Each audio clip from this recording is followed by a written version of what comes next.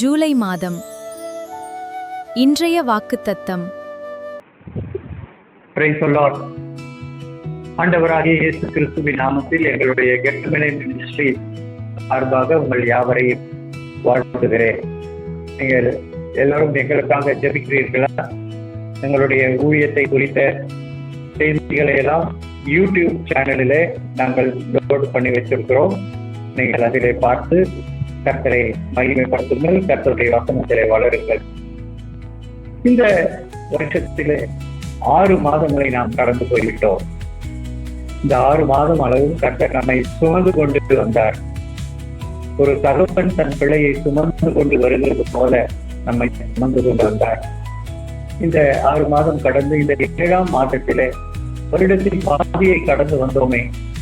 இந்த 7ஆம் மாதத்திலே ஆண்டவரே, என்ன வாக்குத்தத்தம் தருகிறீர், நீர் எங்களை இன்னும் எப்படி நடத்தப் போகிறீர் என்று காத்திருந்த போது கர்த்தர் கொடுத்த வார்த்தை எடுத்து வாசிக்கலாம். உபாகமத்தின் புத்தகம் 28ஆம் அதிகாரம் 12ஆம் வசனம் வாசிக்கிறேன். ஏற்ற காலத்தில் உன் தேசத்தில் மழை பெய்யவும், நீ கையிட்டு செய்யும் வேலைகளை எல்லாம் ஆசீர்வதிக்கவும் கர்த்தர் உனக்கு தமது நல்ல பொக்கிஷசாலையாகிய வானத்தை திறப்பார். நீ அநேகம் ஜாதிகளுக்கு கடன் கொடுப்பாய், நீயோ கடன் வாங்காதிருப்பாய்.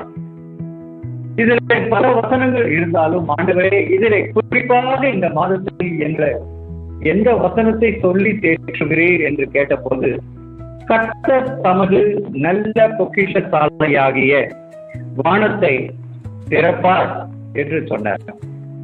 கர்த்தர் நமக்காக கிள்ளி கொடுக்கிறவர் அல்ல, அள்ளி கொடுக்கிறவர் அல்ல, வானத்தையே திறக்கிற தேவர். நம்முடைய தேவன் வேண்டிக் கொள்வதற்கும் நினைப்பதற்கும் அதிகம் செய்கிற தேவன். இல்லாததையும் இருக்கிறது போல் அழைக்கிற தேவன்.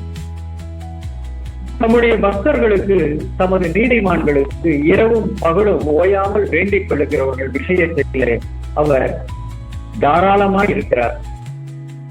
அவர் தமது பொக்கிஷ சாலையையே திறந்து இடம் கொள்ளாமல் போக மட்டும் வருஷிக்கிறார். புதிய ஏற்பாடுல லூக்கா விசேஷத்துல கூட நம்ம ஒரு பேரபிள்ல வாசிக்கிறோம். நல்லகுமாரன் தன் தகப்பனிடத்தில் ஒரே ஒரு ஆட்டுக்குட்டியை தான் கேட்பார். ஆனால் தகப்பனோ, மகனே, நீ எப்போதும் என்னோடு இருக்கிறாய், எனக்கு ஊழியம் செய்கிறாய், அதனால் எனக்கு உள்ளதெல்லாம் உன்னுடையதா இருக்கிறது என்று சொல்லவில்லையா? நம்முடைய தேவன் கூட அப்படிதான். தமது பொக்கிஷ சாலையாகிய வானத்தையே நமக்கு திறந்து நாம் வேண்டிக் கொள்வதற்கும் நினைப்பதற்கும் அதிகமாய் தருகிறார். இந்த மாதத்தில் இந்த வாக்குத்தத்த வசனத்தை நீங்கள் பற்றி கொண்டு விசுவாசித்து ஜெபித்து அவர் தருகிற ஆசீர்வாதத்தை சுதந்திரித்துக் கொள்ளுங்கள். கர்த்தர் உங்களுக்காக, உங்கள் சபைக்காக, உங்கள் குடும்பத்துக்காக, உங்கள் தனிப்பட்ட ஜீவியத்துக்காக தமது நல்ல பொக்கிஷ சாலையாகிய வானத்தை திறக்கட்டும். நீங்கள் அந்த ஆசீர்வாதத்தை சுதந்திரித்துக் கொள்ளுங்கள்.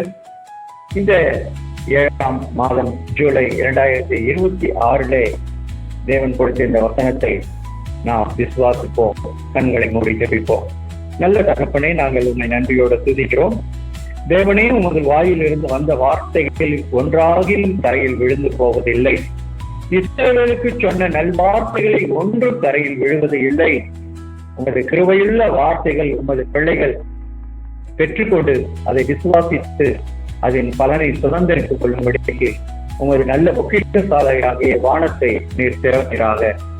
இந்த மாதம் மட்டுமல்ல, இந்த ஆண்டு முழுவதும் இவர்களை ஒரு நன்மையும் குறைவுபடாதபடிக்கு நீர் உமது களஞ்சியத்திலிருந்து எடுத்து அவர்களை ஆசீர்வதியும்.